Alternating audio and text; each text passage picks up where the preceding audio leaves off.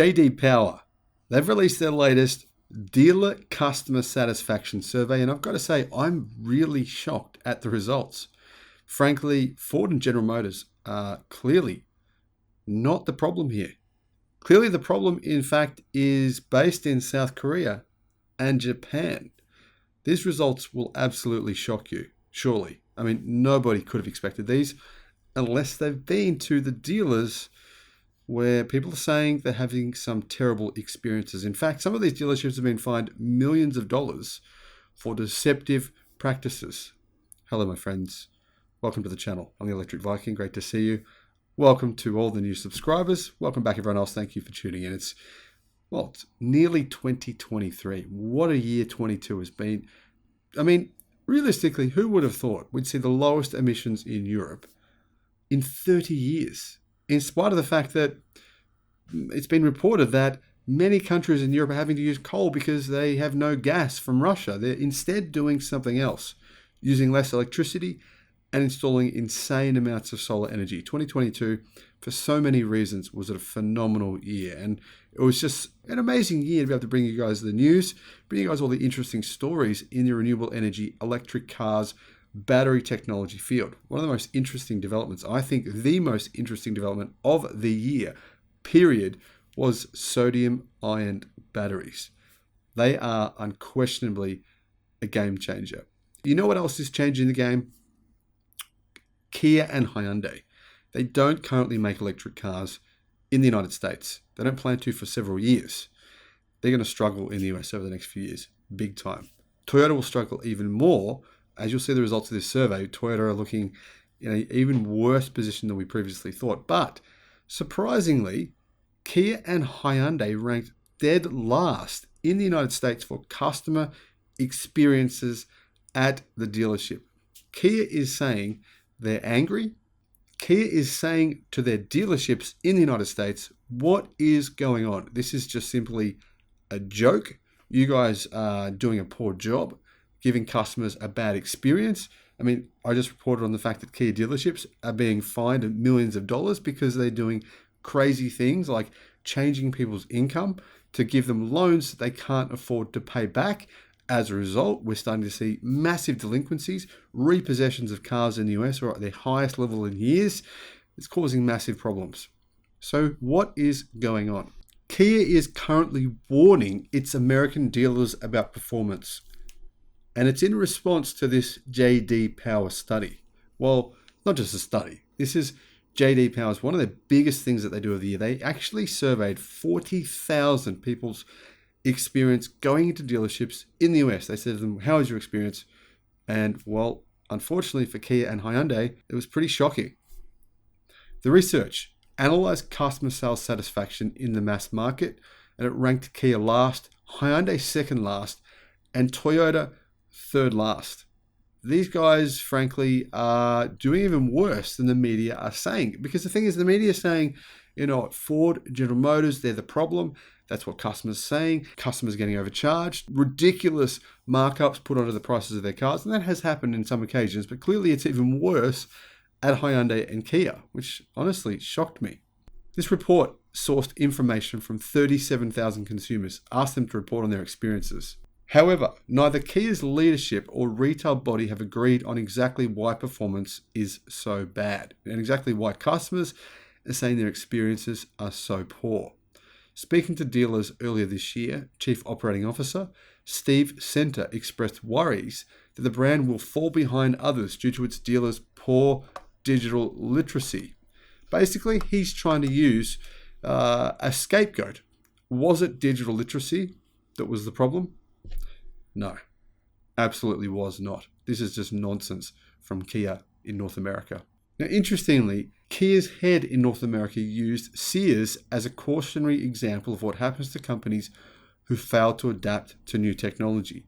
Speaking later to Ward's Auto in November, Center explained that dealerships have to find a way to meet customer expectations.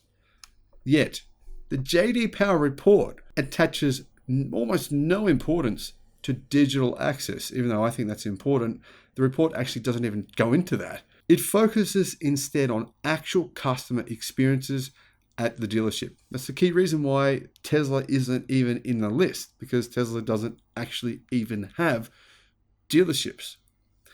The question of what exactly Kia's dealers should do to resolve its customer satisfaction issues has remained unanswered by the company.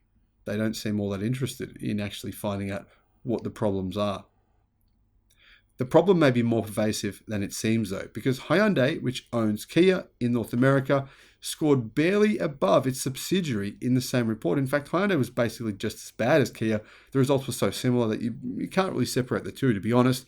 Both of them were, to be frank, disgracefully poor when it comes to customer experiences at the dealership. Now, don't get me wrong.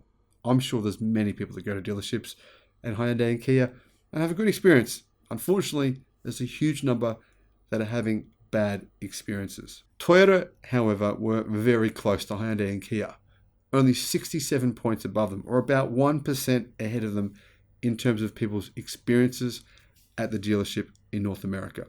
This, in my view, is simply the beginning of the end for Toyota in the United States. Despite the customer service woes, it seems Kia drivers are actually pretty happy with their cars. They just hate the experiences that they're having at the dealership. This appears to be reflected in the company's strong sales. Kia is saying they hope to leverage the generally positive reputation of its vehicles to grow its EV lineup over the next few years. Doing so, however, may require effort from all sectors of the organization beyond its retailers. And here's the problem for Kia. They wanted to grow their EV lineup in the US, but their vehicles are not manufactured in the US, neither are Hyundai's. So what does that mean? Well, customers will be $7,500 behind. You can't get the $7,500 tax credit on your vehicle if it's manufactured outside of the US or Canada, maybe Mexico. We're not too sure on that country yet.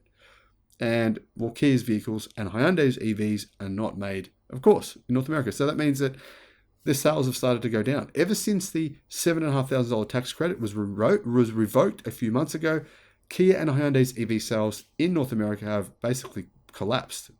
It's a huge difference, $7,500 to customers. I think Kia and Hyundai are going to have a very hard time in the United States selling EVs over the next few years. They need to build them in the US as quickly as possible. And you can see why they're screaming and crying. I mean, basically the South Korean government is saying the US are criminals because these laws are unfair to their companies, of course. But, I don't agree with that personally. What do you think? Is it fair to call the US criminals for making these rules saying the vehicles must be assembled in the US or, in North American country in order to get these incentives? What are your thoughts on this? Let me know in the comments. Now, looking at the results, interestingly, Buick was in first place. Second place was Dodge. Third was Subaru. Fourth was Chevrolet. GMC was next, followed by Jeep, then Ram and Ford. The four companies in last place. Last, Kia. Hyundai was next, followed by Toyota. Then significantly better than those three companies was Honda, but still in fourth from last place, followed up by Volkswagen in fifth last place. Honda's sales this year in the US, they have cratered. They have absolutely gone down the toilet. And unfortunately for Mazda and Nissan, they were well back in the middle of the pack. They weren't really represented here in a meaningfully positive way. So even though Mazda and Nissan basically aren't selling EVs in the US, any compelling EVs in the US at all, they're also unfortunately scoring badly for dealership experiences, or at least not well for dealership experiences. And the point here of this video, in my opinion, is the US media is really making it out as though Ford and General Motors are having terrible problems at the dealerships. And don't get me wrong, there are definitely some problems there's the things that can be massively improved. But I think the thing is here, Ford and GM actually have an awareness that this is happening. They've admitted it. They've said, we have problems. We're going to try and fix them. The thing is, Hyundai and Kia, they're not even admitting they're having a problem. They're just saying, we don't have any digital experience for customers, so we'll fix the digital experience and then everything's going to be fine. Unfortunately, that's clearly not true. To fix a problem, you have to acknowledge it exists in the first place. Clearly, customers are saying their experience walking into the dealership at Hyundai's dealerships and Kia is terrible.